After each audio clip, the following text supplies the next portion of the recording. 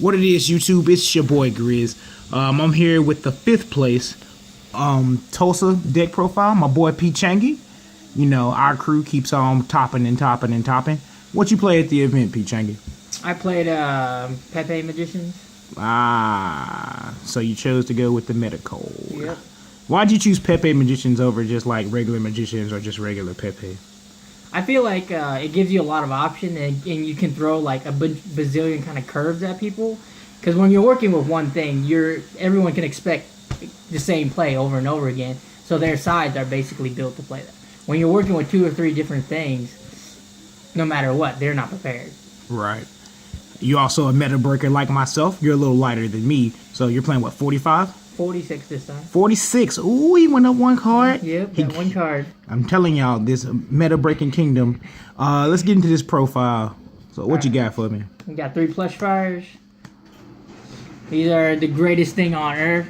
Seriously, I would have lost so many games with this. We need the LCG list. Yeah, because what happened was my opponent destroyed my entire board, and I ripped plush fire off the top of my deck. He had a farm girl and a destroyer I knew he had in. I sit this thing, and he summoned that destroyer on his turn.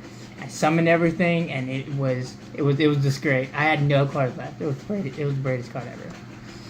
All right, and then 2 mirror conductors.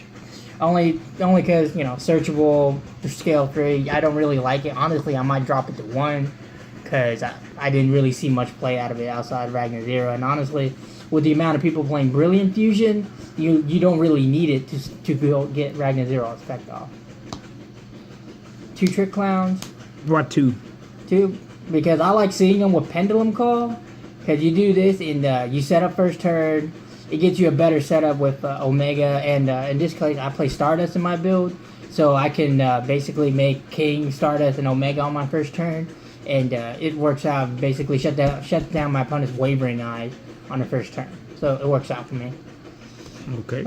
The obvious 3 damage jugglers negates everything. It's the greatest thing on it. And the second greatest thing on it.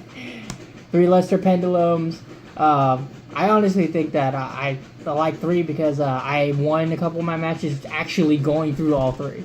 My last round, I actually summoned all 3 to the board and won the game. So I had double Draco Slayer and a Majester to put all of them on the board on 1 turn. Cool. So yeah, it worked out for me. Savage.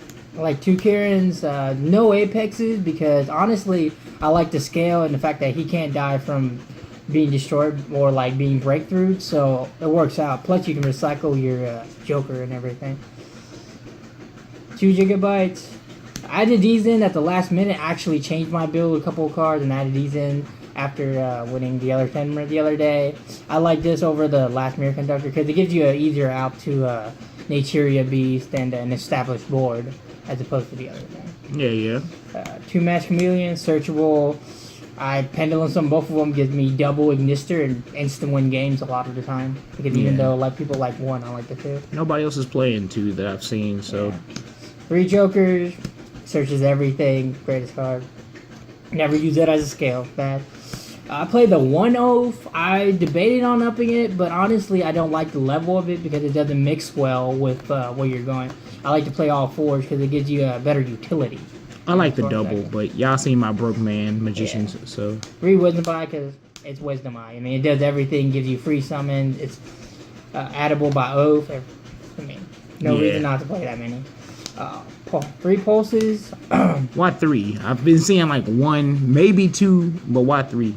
Honestly, like seeing this card because I have 1 game just by his Pendulum effect. I've literally sat the scale and destroyed Pleiades and stuff before even attempting to go off. And it forces my opponent to respond, and they can't, it doesn't work out well with them because they don't like to waste cards on this card. Okay.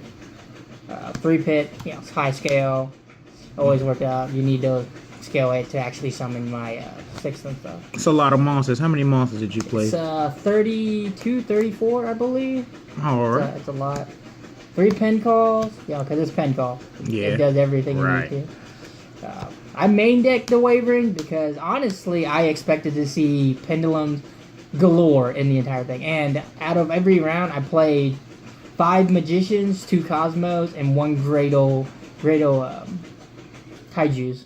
And that was it. And I sided these out against the Cosmos and the Grado matchup because honestly, there's no reason to keep them in. All right. 2 MSTs for the main deck because Floodgates, you instantly lose the game if you don't have enough responses to that. 2 instant fusions. I like 2 instead of 3 in this particular build.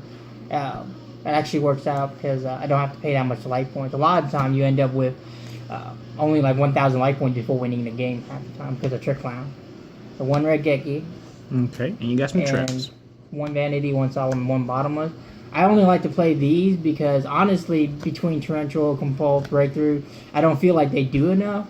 I feel like these 3, as far as the meta card, does a lot more. Vanity stops the special summon, Solemn, the entire Pendulum summon, and Bottomless hits the entire, and it still works against Cosmos, so it stops the Destroyer. Right. Did anybody ask you to side the Vanities out?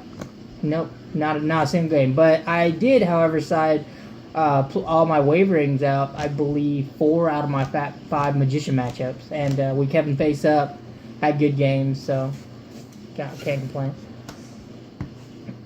And going on to the extra deck, right. I play 1 King, 1 101. You can just turbo through the extra deck besides the 1 techie Ragna, stuff. 1 Castel, 1 Diamond Crab King, Abyss Dweller, Magician, Diamond Dyer, Majester.